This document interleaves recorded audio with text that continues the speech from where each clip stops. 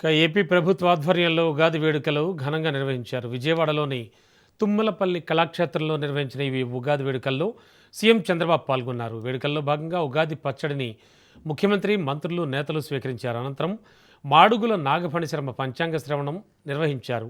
రాష్ట్రాభివృద్ధి స్థిరంగా ఉండేలా అద్భుత సంకేతాలు అందుతున్నాయన్నారు. కేంద్ర రాష్ట్ర ప్రభుత్వాలు కలిసి ముందుకు వెళతాయని తెలిపారు. పంచాంగ పఠనం ఈ పరాభవనామ సంవత్సరం అందరూ ఈ పేరు వినగానే కొంచెం భయపడుతూ ఉన్నారు. పరాభవం అంటే ఇదేదో అగౌరవము కదా, ఎలాగా అని. ఇది ఒక బాహ్యార్థము ఉన్నప్పటికీ దీనికి తాత్వికమైన అర్థము, నిజమైన అంతరార్థము వేరుగా ఉన్నది. ఈ సంవత్సరము చేసే సంకల్పాలు కొన్ని వందల ఏళ్ళు, కొన్ని తరాల పాటు నిలిచేటువంటి ఒక గొప్ప యోగప్రదాయకమైనటువంటి సంవత్సరము ఈ పరాభవనామ సంవత్సరం.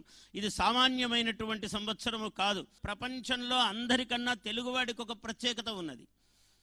మన భారతదేశంలోనూ ప్రపంచంలోనూ వీడెక్కడా మామూలుగా అందరిలాగా సామాన్యంగా ఉండడు. ఒక ప్రత్యేకమైన స్థానం కావాలని ఎప్పుడూ కోరుకుంటాడు. మన ముఖ్యమంత్రి గారి సంకల్పం కూడా తెలుగువాడు ఏ రంగంలో ఉన్నా అగ్రగామిగా, అగ్రభాగాన శిరస్థానీయుడుగా ఉండాలని వారి సంకల్పం. చాలా ఇటువంటి నేత మనకు దొరకటము ఆంధ్ర ప్రజలు, తెలుగు వాళ్ళ అదృష్టం. ఎందుకంటే ఏ రంగంలోనూ తెలుగువాడు పైన ఉండాలి అని కోరిక అందరూ కోరుతారా? అటువంటి వాడు మన ముఖ్యమంత్రి. గత 5 ఏళ్ల పాటు ఓ వ్యక్తి వల్ల విధ్వంసాలు జరిగాయని సీఎం చంద్రబాబు అన్నారు. కూటమి అధికారంలోకి వచ్చాక అమరావతి సహా అన్ని ప్రాంతాలను డెవలప్మెంట్ చేస్తున్నామని తెలిపారు. నీటి భద్రత, ప్రకృతి పరిరక్షణపై ప్రత్యేక శ్రద్ధ పెట్టామని చెప్పారు.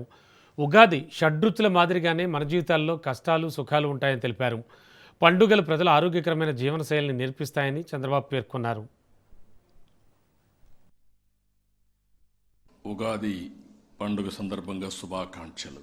పరాభవ నామ సంవత్సరం అన్ని విధాలా బాగుంటుందని, ఇది వాస్తవం కావాలని మరొక్కసారి మనస్ఫూర్తిగా కోరుకుంటున్నా.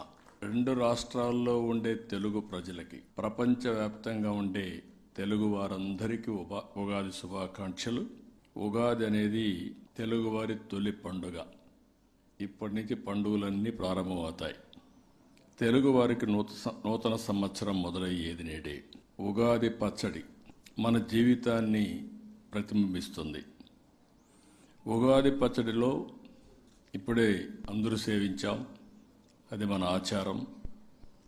ఇందులో చూసి తీపు, పులుపు, ఉప్పు, కారం, చేదు, వగరు అనే రుచులు ఉన్నట్లే మన జీవితాల్లో కూడా కష్ట సుఖాలుంటాయి.